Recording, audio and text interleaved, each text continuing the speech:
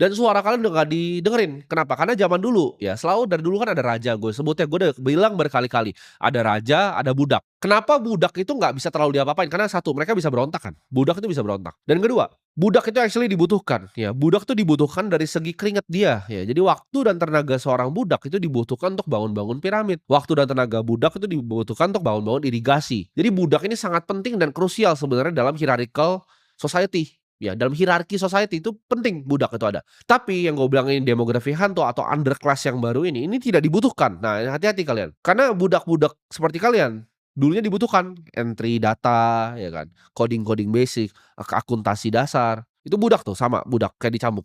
Kasih UMR, kasih UMR. Sama. Kalian nggak akan ada kerjaannya lagi, ya. Jadi kalian jangan panik nanti ketika ini semua sudah terjadi. Gue udah ngomong pertama di sini dari tahun 2025.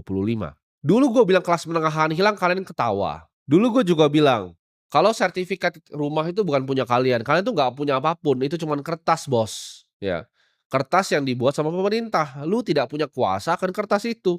Mereka mau membangun proyek strategis, kertas lu itu nggak berguna. Gue udah ngomong kayak gitu sampai gue berbusa, tapi dulu gue diketawain, tapi sekarang kalian udah nggak ketawa lagi kan. Ketika satu persatu yang gue omongin di video-video seperti itu jadi kenyataan, lu mulai mikir, oh seberapa goblok dan arogan gue untuk gak dengerin Timothy. Gue nggak lebih pintar ya ternyata dari dia, ya itu kenapa lu miskin, gitu. Kalian harus paham ya bahwa kebanyakan tentang manusia ya, tentang manusia. Konstruk yang manusia ciptakan sendiri seperti moral, hukum, dan bahkan